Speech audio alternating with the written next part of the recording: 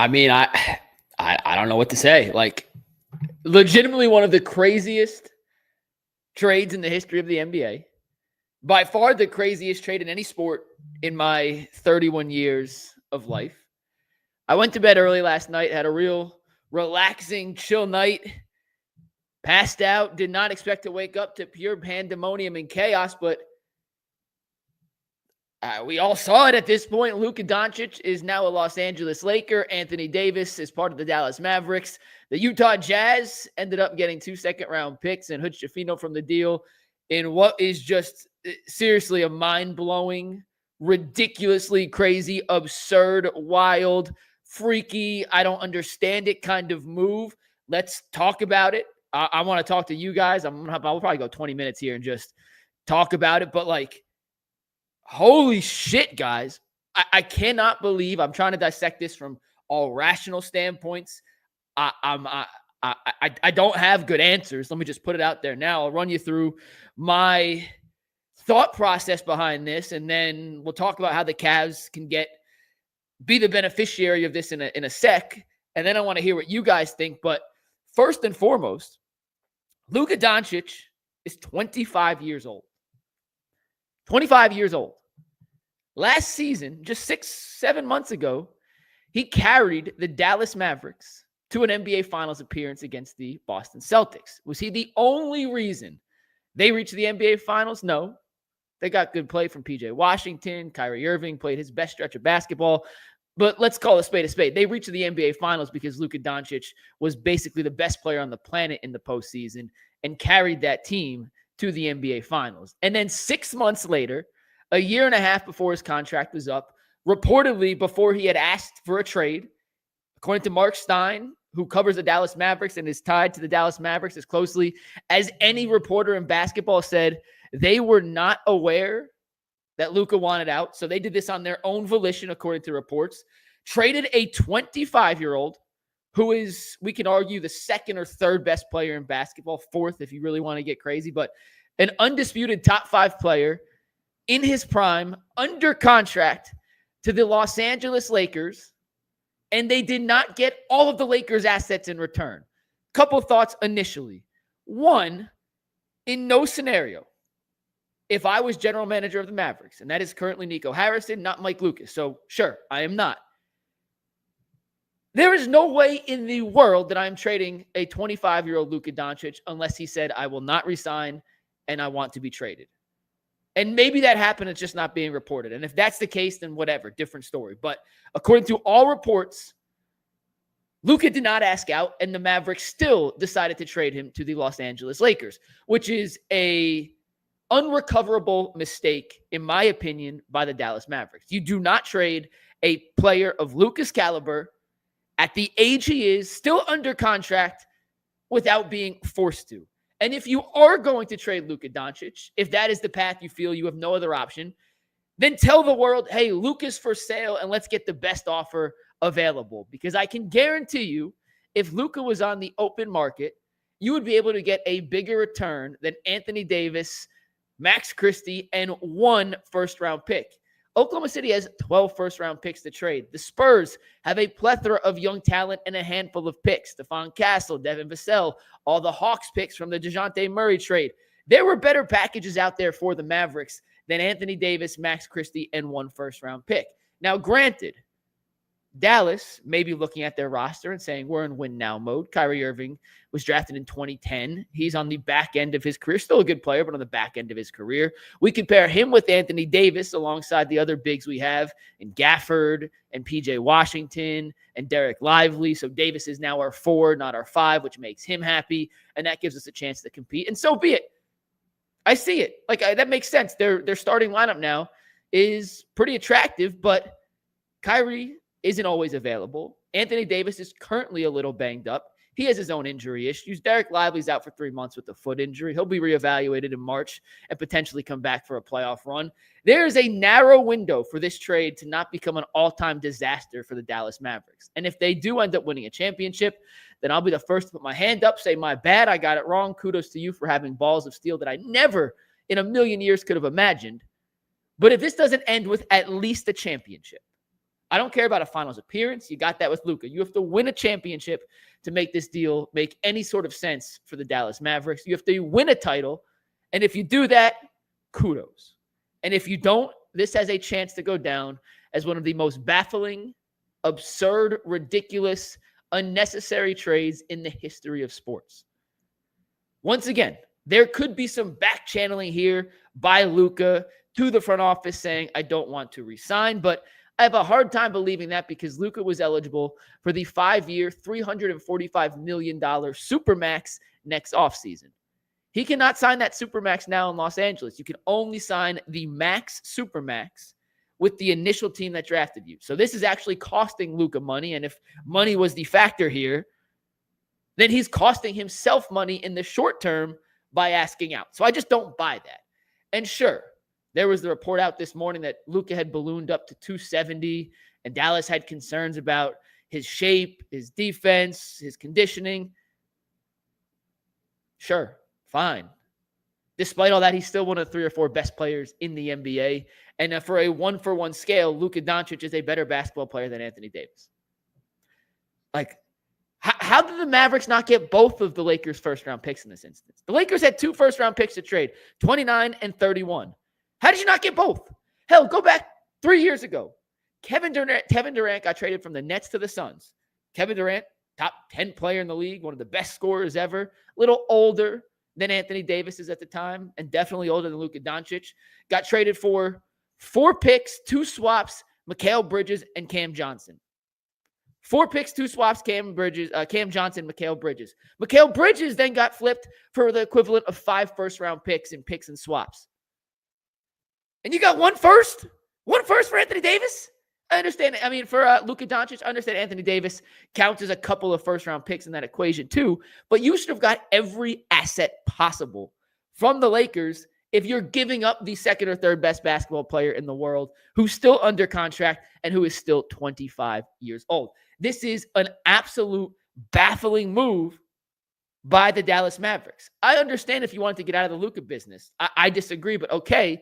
But if you are going to get out of Luka, you need everything back. Every single asset from every team involved had to be coming back to Dallas to make that move bearable. And the fact that they came away with Anthony Davis, who's a top 10 player in my opinion, obviously a very, very, very, very good player and a good fit on their roster, and 1 first-round pick,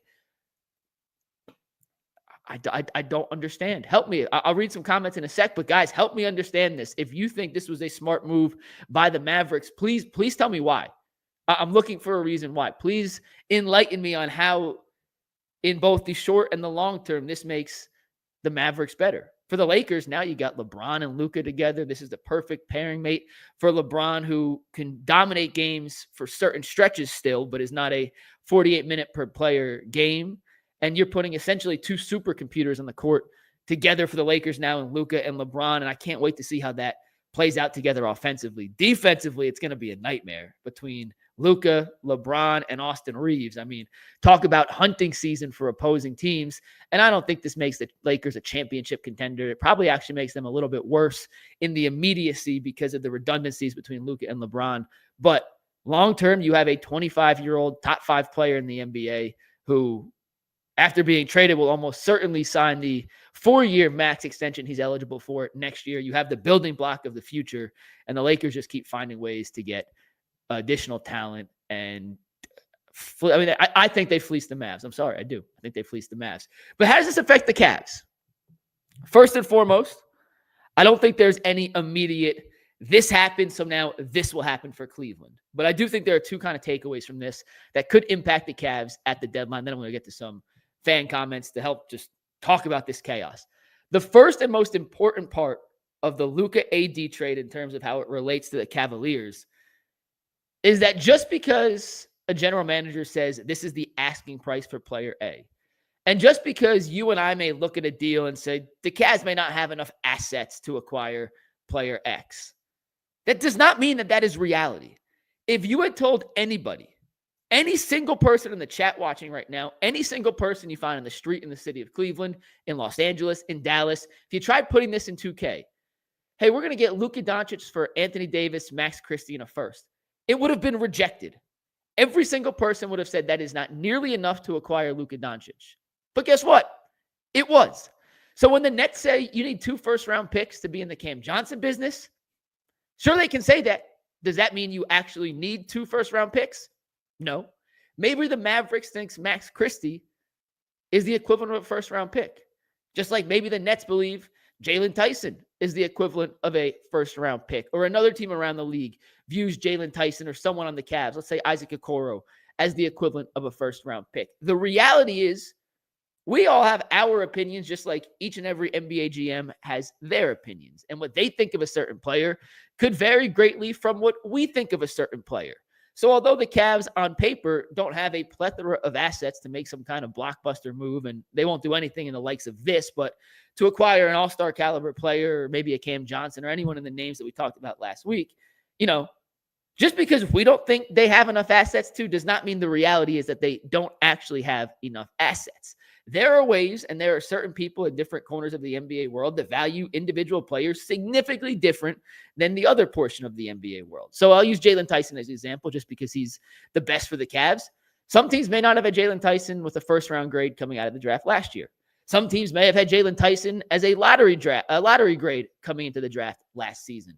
We don't know the answer to which teams think of him one way versus the other way, but I think the trade last night proves that just because the general consensus thinks something of a player does not mean an NBA front office necessarily agrees. And if Anthony Davis can be traded for Luka Doncic and the return is simply AD, Max Christie, and a first, then I have a hard time believing Sean Marks is going to stand firm on his offer or his request for 2 first-round picks. If the Cavs make an offer they feel is fair, and there's not a better offer out there, if the Nets want to move on from the Cam Johnson business to further their rebuild, I think he's a lot more realistic of a target now for the Cavs than he was 24 hours ago. The other part of this that could impact the Cavs is now pure chaos. This is the ultimate domino. And I do think Dallas may end up using that first-round pick they acquired from the Lakers to try and get Jimmy Butler to make a big 3 in Dallas of Anthony Davis, Jimmy Butler, and Kyrie Irving. But that's kind of beside the point. The point is, now that the first floodgate has been opened, you're going to see a domino effect across the NBA. And we said it on Thursday when we proposed the fake trades. Chaos is great for Cleveland. The Cavaliers, because of their lack of overall assets and the fact that they're currently a luxury tax team, but not a first apron team, could end up being the beneficiary as a third team in some sort of 3-team deal. And now that the Lakers are clearly in the market again for some rim protection, they have no real bigs on the roster that offer what Anthony Davis did, and Jackson Hayes is not the answer long-term. They're going to be in the market for some rim protection. Could the Cavs end up being the third team in a 3-team deal to help facilitate the Lakers getting some rim protection that brings them back an asset that they wouldn't necessarily be able to require 1v1 because of money and whatnot? We mentioned Rui Hachimura as an option earlier. Does he still fit in the Lakers' future plans? Or would they be willing to turn Hachimura into a more traditional center for rim protection purposes, and somehow the Cavs could help facilitate that and bring Rui back? I'm just using that as one example, but we can see the Heat now being involved in some sort of 3-team deal. The Mavericks, the Lakers, the Suns are still incredibly active. The Rockets have a ton of assets that they might decide to cash in to try and put together a championship caliber roster and make a run this season. The Thunder, who I don't think with Thunder would make a deal with the Cavs straight up, but as part of a 3-team deal, well, maybe we're talking here. So how the AD-Luka trade impacts Cleveland is now we have not just 2 days of chaos, not just 48 hours, which is the typical window before the trade deadline. We have all of Sunday, all of Monday, all of Tuesday, all of Wednesday, and part of Thursday. 4.5 days now for chaos, and the longer the chaos window, I'll call it, is open, the better it is for the Cavs. I still think at the end of the day, Cleveland, who's just about $2 million-ish over the luxury tax, probably won't be a big player in terms of making some sort of splash acquisition. But I do think the chances of that happening are higher now than they were prior to this deal going down because of the opportunities to be that third team facilitating a much bigger 3-team trade. The Cavs, on paper, don't have a ton of assets to cash into a bigger player, but they do have a bunch of pieces that can be part of a bigger deal that lands them a talent that they wouldn't have been able to acquire otherwise. So chaos is a good thing for the Cleveland Cavaliers and for Kobe Altman. And frankly, there is no more chaotic start to the NBA trade deadline than what we saw last night. Pure chaos helps Cleveland, and now they are sitting in a much more advantageous position to cash in on that chaos than they were a few days ago. I don't think this impacts them directly, but the indirect impact on what it allows Cleveland to do and which teams are going to be active or not by Thursday just changed greatly. And I can't wait to see how this all pans out. It's also pretty convenient for everyone here in Cleveland, and especially the people that cover the team like myself, that the Mavericks are in town today. And do you know who Jason Kidd's going to speak to for the first time publicly since this trade? The Cleveland media today at 2 o'clock. I am fascinated to see what he says about this deal, how it all went down, and how he answers questions to why his team traded away a generational caliber talent in his prime for a 2-3 year window at a championship. I'll be there too. I can't wait to tell y'all what he says. But we have 100 comments. I obviously can't read them all, but let's get to some of these. I only have one super chat, so we'll start with that super chat. Justin says, does the King waive his no trade clause and come back to the land? It's a great question. I heard from Brian Windhorst on ESPN this morning that Luka and LeBron have always dreamed of playing together. LeBron apparently, according to Windhorst, tried to recruit Luka to his brand and his division of Nike when he was signing his shoe deal with Nike. He ended up signing with Jordan Brand. They've talked about playing together when they've been teammates on the All-Star team. And no, I think this is going to rejuvenate LeBron James, and I can't see him being in this deal, even though he wasn't alerted about this, and now being like, nah, I don't want to play with Luka. Like, I feel it's the perfect running mate for him to end his career because he's never had a sidekick a la the likes of Luka Doncic, who can do a lot of the same things LeBron does, while LeBron can kind of coast on the side and pick and choose his spots. I don't think he would, maybe, but I don't think he would. All right, let's see. Nathan G says there's something behind the scenes. Yeah, I said it before. I said it again. I don't know what it could be. Like, it could be something I don't know. We have no inside access to this. I go back to the Ime Udoka situation in Boston. No one thought he would be fired after leading the Celtics to an NBA Finals appearance, and he's did some things that were not up to the professional standards of the Boston Celtics and got fired. So maybe could it be something like that? Maybe. I have no idea, but it does just seem fishy that all of a sudden, out of the blue, the Dallas Mavericks decided they no longer wanted to be in the Luka Doncic business. Mr. Sholin says, I understand trading him, but to not shop him, to me, that's the biggest. It's the biggest flaw in this whole thing for the Mavericks. How do you not put him on the open market?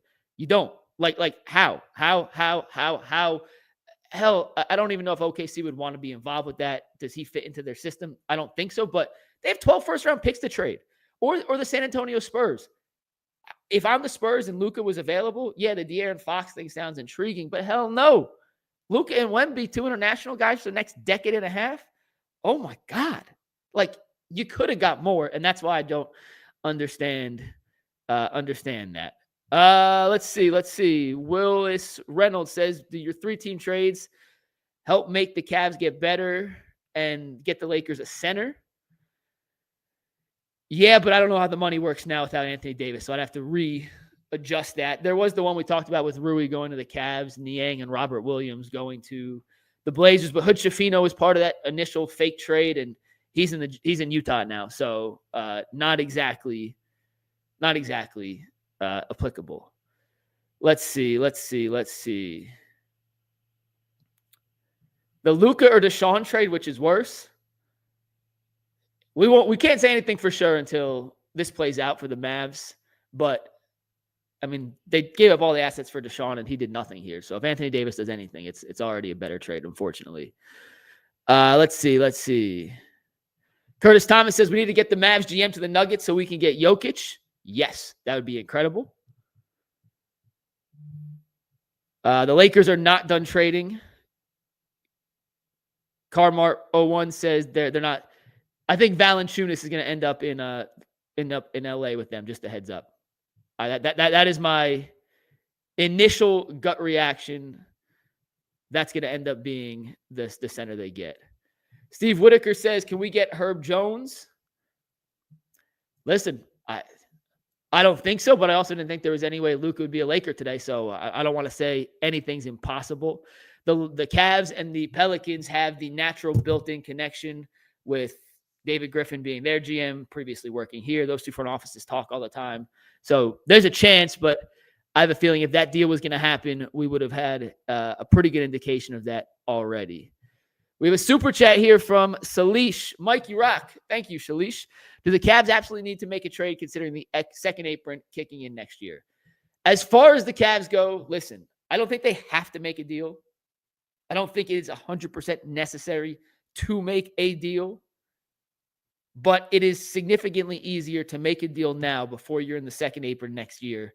So if you are going to cash in your chips to try and get a Cam Johnson a la or Cam Johnson-esque player, yeah, I would do it now just because I know how much more difficult it'll be when you're in the second apron or right on the fringe of the first and second apron. So this is the chance to make a move like that.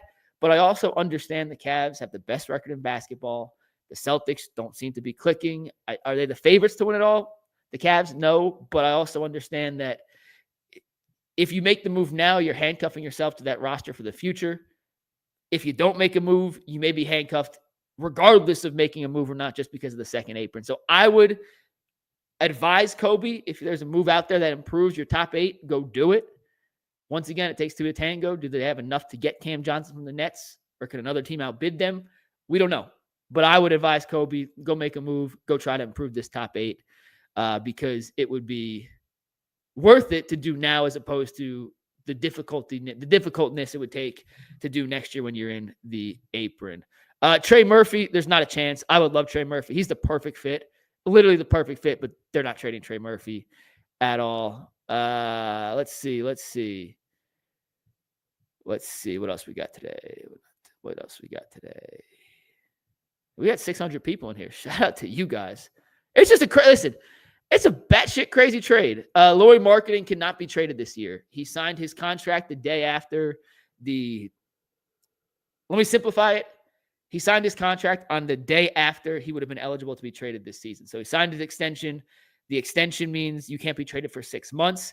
He signed his extension one day after that. So his extension to be traded would be the day after the trade deadline. So Lauri Markkanen is not eligible to be traded to any team this season. Next season, he can be traded again, but this season, not at all. Are the Cavs trading Karis LeVert?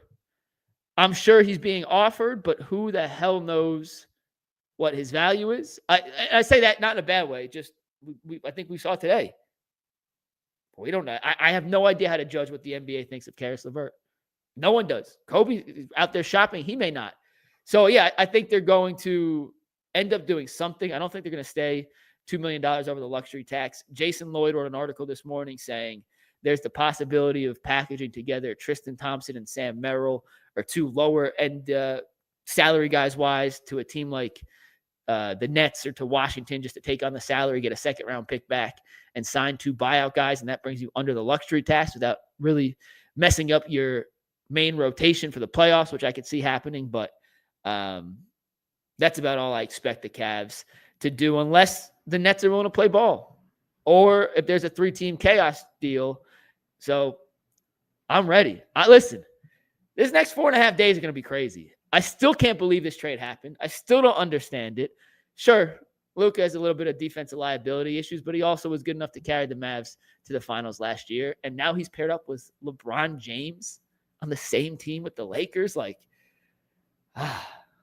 crazy. It's crazy. That's why the basketball's the best. I was trying to think. Last thing, we'll wrap up. Someone asked me, what's the NFL comparison to a deal like this, or Major League Baseball? I don't even know what it is. Adam Schefter tweeted out that it'd be like Joe Burrow being traded for Lamar Jackson. I don't think that's a good one. And I don't know what's a better one, so I don't even want to crap on Schefter for that. Frankly, I don't even know what the comparison is, because this is 2 guys on 2 championship. I don't necessarily think the Lakers are a championship team, but like teams that think they can win a championship being swapped mid-season with no indication or no real reason why LeBron wasn't even informed about that. And like, by the way, here's the other thing. AD's a clutch client. Like that's a LeBron agency client. And according to reports, and who knows what's real, what's not, this is just what's being reported. LeBron found out about this deal while eating in New York City after the game last night with his family. So he was not privy to this information prior, which means the Lakers traded not only LeBron's best teammate and a guy he won a championship with, but another clutch client without even telling the king of clutch, LeBron James. All of this is bananas crazy. Bananas.